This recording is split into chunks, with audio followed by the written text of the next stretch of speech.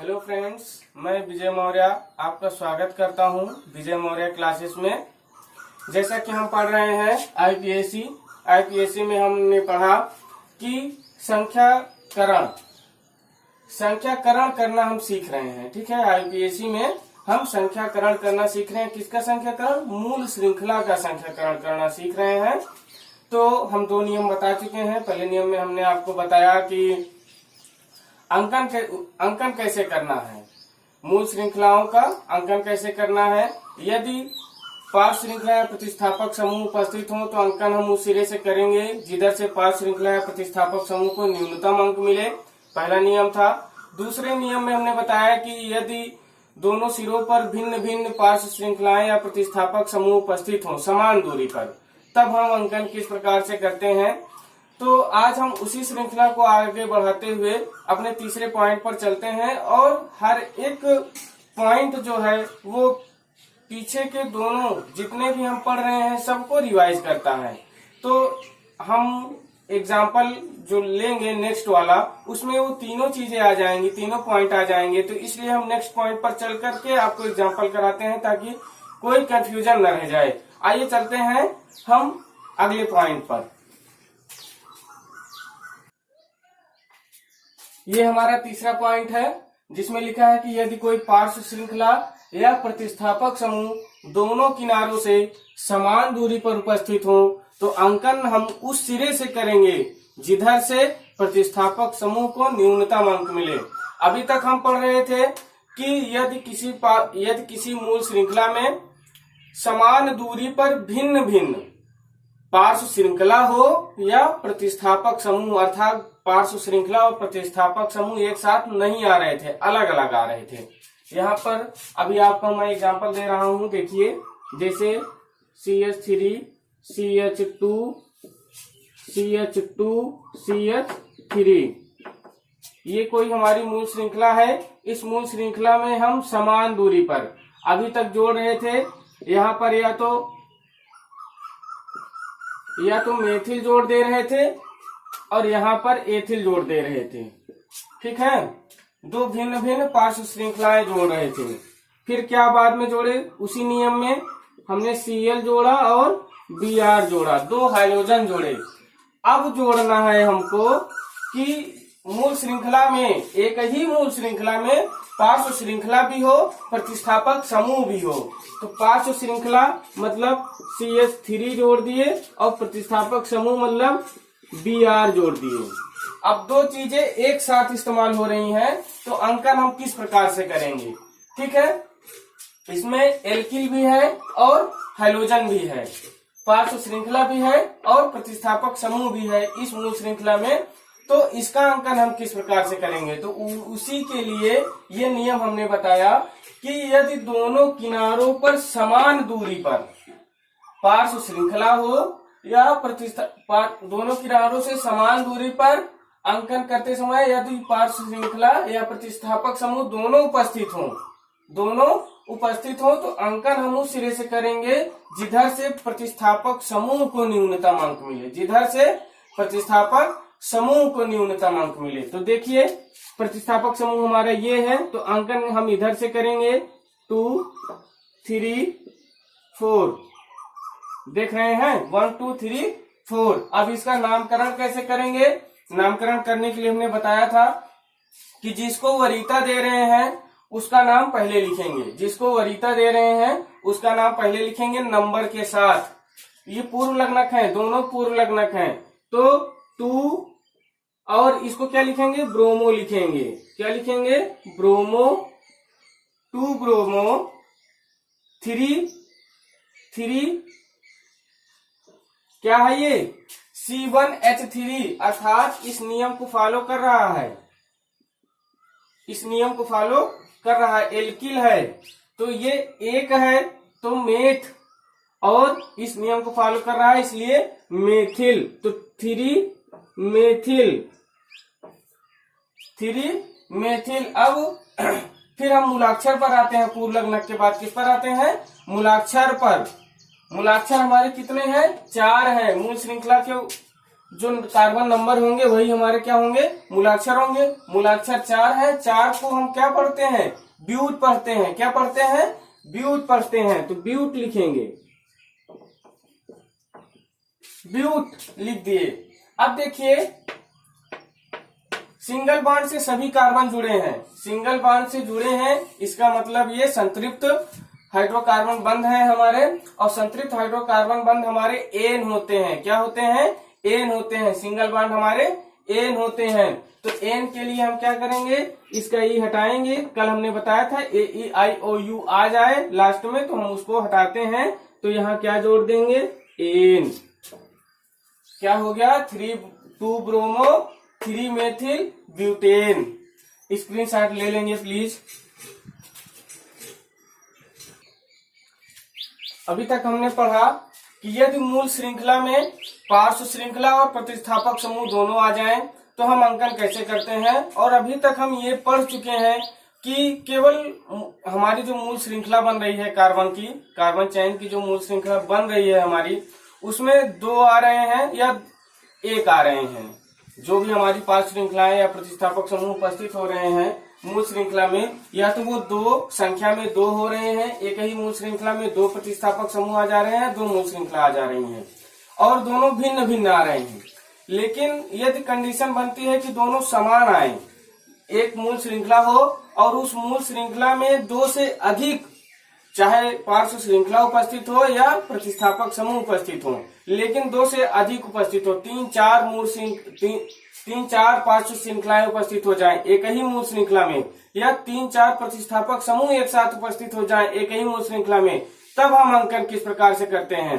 तब हम अंकन किस नियम के अनुसार करते हैं। देखिए, यदि 2 या 2 से अधिक समान पार्श्व श्रृंखलाएं या प्रतिस्थापक समूह उपस्थित हों, यदि 2 या 2 से अधिक समान पार्श्व श्रृंखलाएं या प्रतिस्थापक समूह उपस्थित हों, तो अंकन हम उस सिरे से करेंगे जिधर से अंकों का योग न्यूनतम हो। थोड़ी बात कम समझ में आएगी, चलिए हम एग्जाम्पल द्वारा आपको समझाने का प्रयास करते हैं। न समझ में आए तो प्लीज कमेंट बॉक्स में जरूर लिखा करिए, और मैं कोशिश करूंगा कि आपको सारी चीजें समझ में आए। तो हम एक एग्जाम्पल द्वारा इसको देखते हैं, इस नियम को। आप स्क्रीनशॉट ले लीजिए। देखिए, ये हमने मूल श्रृंखला तैयार की है। अभी तक हम आपको मैक्सिमम 5 मूलाक्षर बताए हैं, 5 नंबर ऑफ कार्बन बताए हैं मूल श्रृंखला में। आज हम आपको लंबी चैन में ले चलते हैं जिनमें 7 कार्बन उपस्थित हैं। देखिए 1 2 3 4 5 6 7 कार्बन उपस्थित हैं। यह मूल श्रृंखलाओं का हम चयन करेंगे कि सबसे लंबे कार्बन कहाँ पर आएंगे।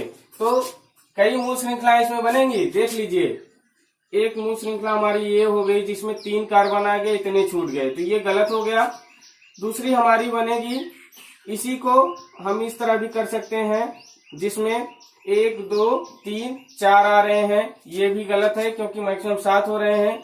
तीसरी हमारी बनेगी ये यहाँ, जिसमें 1 2 3 4 5 6 7 आ रहे हैं। और चौथी बनेगी ये, जिसमें इसमें भी 7 आ रहे हैं, इसमें भी 7 आ रहे हैं।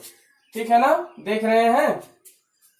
चाहे हम ऐसे चलें और चाहे ऐसे चलें, 7 दोनों में आ रहे हैं, तो 7 वाले ही लेंगे। अब कौन सा लेंगे ये डिपेंड करता है, क्योंकि हमको एक ही लेना है। तो इनको रेज कर दे रहे हैं हम, देख लीजिए। कहीं कंफ्यूजन हो तो प्लीज कमेंट बॉक्स में जरूर बताया करिए। आप 2 तरीके से ले सकते हैं, 2 तरीके से ले सकते हैं। चाहे आप इसको ले लीजिए और चाहे इनको ले लीजिए, इसका मतलब यहां से है, ठीक, क्योंकि दोनों में 7 आ रहे हैं। अगर इसको लेंगे, ये वाला लेंगे, तो ये पार्श्व श्रृंखला बन जाएगी। क्यों, अगर ये वाला कार्बन लेंगे तो ये पार्श्व श्रृंखला बनेगी, और अगर ये वाला लेंगे तो ये पार्श्व श्रृंखला बनेगी। दोनों के एल्कीन बनने के चांस बराबर हैं, तो आप एक लेंगे तो दूसरा पार्श्व श्रृंखला हो जाएगी। तो हम मूल श्रृंखला, हमने बताया ही है कि मूल श्रृंखला का चयन हम कोशिश करते हैं कि स्ट्रेट लेने का प्रयास करते हैं, सीधी रेखा में स्ट्रेट लाइन लेने का प्रयास करते हैं, सीधी रेखा लेने का प्रयास करते हैं। तो हम क्या करेंगे, इसको एल्किल मानेंगे और यही मूल श्रृंखला का चयन हम कर लेंगे। अब अंकन की बारी आती है कि हम अंकन किस प्रकार करेंगे।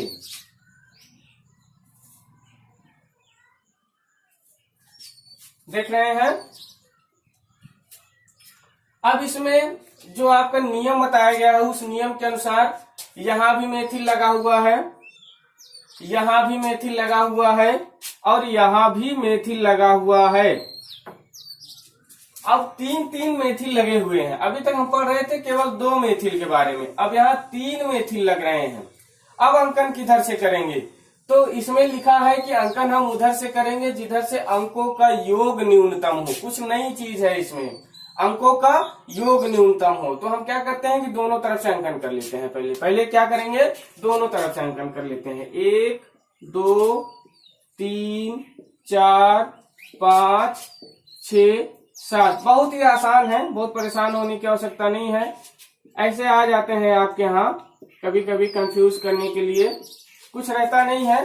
बस ये हम राइट टू लेफ्ट किए हैं और ये लेफ्ट टू राइट किए हैं।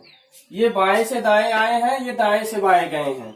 अब अंकों का योग न्यूनतम हो का मतलब होता है कि सिंपल सी चीज, जहां पर ये पार्श्व श्रृंखलाएं या प्रतिस्थापक समूह, आप कुछ भी, इसमें पार्श्व श्रृंखला है तो हम पार्श्व श्रृंखला की बात करेंगे। तो जहां पर पार्श्व श्रृंखलाएं लगी हैं उस नंबर को हम लिख लेते हैं लेफ्ट टू राइट के कंडीशन में, बाएं से दाएं के कंडीशन में।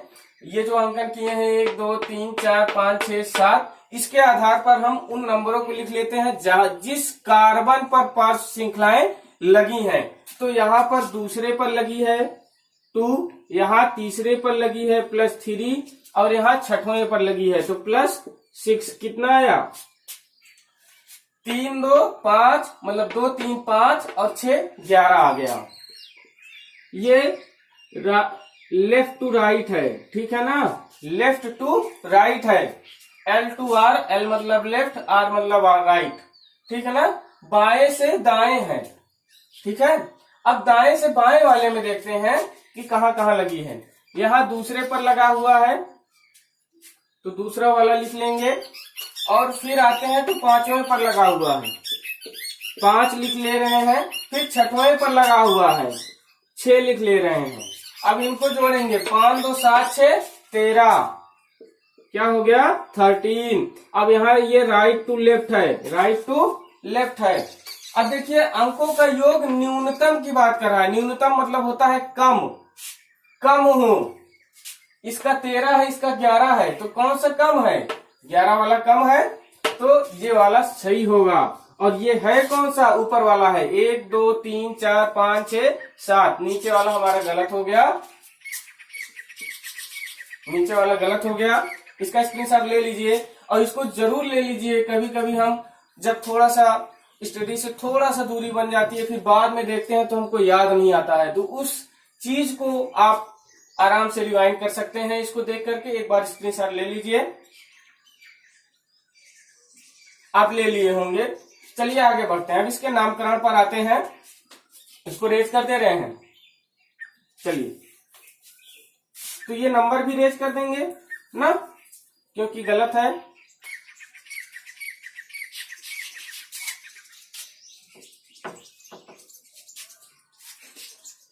संयोजकता बैलेंस कर लेंगे, जरूर बैलेंस कर लेंगे।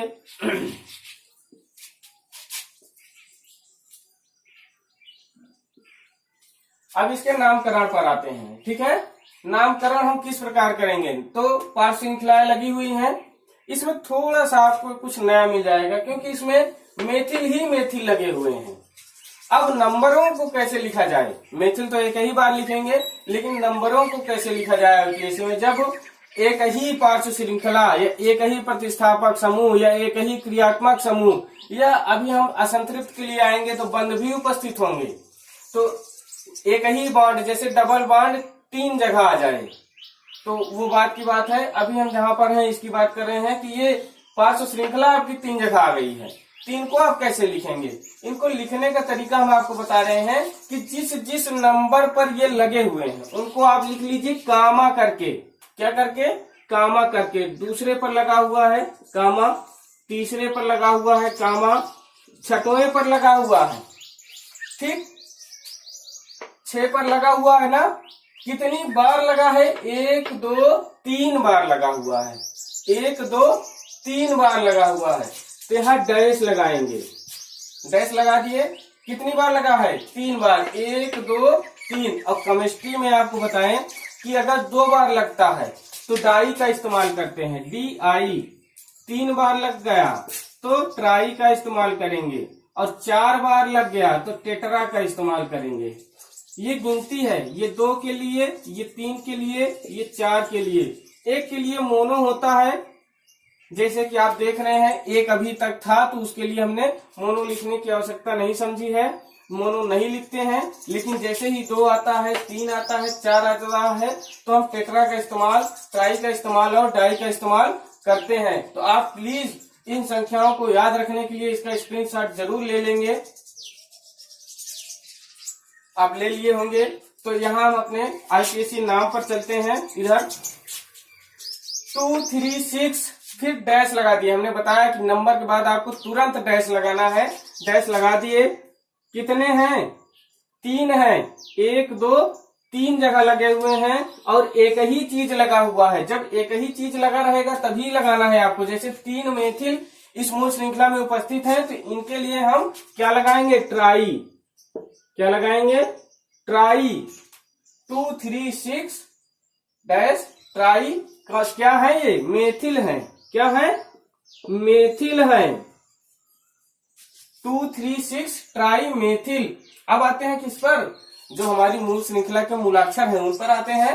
1 2 3 4 5 6 7। 7 के लिए हमने बताया था, आप रिवाइंड करेंगे तो उसमें मूलाक्षर में नंबर ऑफ कार्बन के लिए A1 के लिए में, 2 के लिए eth, prop, but, pent, hex, hept. 7 के लिए हमने हेप्ट बताया था, तो यहाँ आप हेप्ट लिख देंगे। हेप्ट, और सभी सिंगल बॉन्ड से जुड़े हैं इसलिए एन। आपका IPSC नेम हो गया 2 3 6 2, 3, 6 डैश ट्राई मेथिल हेप्टेन। फिर से देखिए, ऐसे पढ़ेंगे 2 3 6 ट्राई मेथिल हेप्टेन। इसको ऐसे पढ़ेंगे। आइए देखते हैं, एक बार फिर से जल्दी जल्दी रिवाइज कर लेते हैं। 2 या 2 से अधिक समान पार्श्व श्रृंखलाएं या प्रतिस्थापक समूह उपस्थित हो तो अंकन हम उधर से करेंगे जिधर से अंकों का योग न्यूनतम हो। अंकों का योग न्यूनतम होने का मतलब है कि हमारी कई पार्श्व श्रृंखलाएं या कई प्रतिस्थापक समूह एक ही मूल श्रृंखला में उपस्थित हो जाए तो हम क्या करेंगे? जहां जहां वो राइट टू लेफ्ट और लेफ्ट टू राइट दोनों प्रकार से अंकन करेंगे, और जहां जहां वो लगे रहेंगे उन अंकों को हम जोड़ के नीचे देख लेंगे। ये लेफ्ट टू राइट का सही था तो हमने लेफ्ट टू राइट का लिखा रहने दिया, बाकी राइट टू लेफ्ट का मिटा दिया, रेस कर दिया। आप चाहे तो लिखे रह के उसको गलत भी काट सकते हैं इस तरीके से, जैसे अभी हम लिखे थे ना 2 5 6 13 R2L गलत। इसको आप लिखा रहने भी दे सकते हैं और गलत काट सकते हैं, ठीक है ना। तो ये हमारा सही है, तो इसका ये नाम हो गया। कहीं कोई कंफ्यूजन हो तो प्लीज कमेंट बॉक्स में जरूर बताया करिए। आज के लिए बस इतना ही, मिलते हैं अगली क्लास में। आप जहां ना समझ में आए प्लीज कमेंट बॉक्स में हमारी कमियों को भी बताया करिए। और अगर वीडियो अच्छा लगे तो लाइक और शेयर करना ना भूलें। और अगर अभी तक जिन बच्चों ने सब्सक्राइब नहीं किया है प्लीज सब्सक्राइब कर लें और दूसरों को भी बताएं, शेयर जरूर करें। एक लाइक आपका हमारा मनोबल बढ़ाता है, जैसा कि हम हर क्लास में कहते हैं। तो ठीक है, प्लीज लाइक एंड सब्सक्राइब जरूर करें, शेयर करें वीडियो अच्छा लगे तो। और अगर जो भी हमारी गलतियां उसको रिपीट जरूर करें हमारे कमेंट बॉक्स में। तो आज के लिए बस इतना ही, धन्यवाद।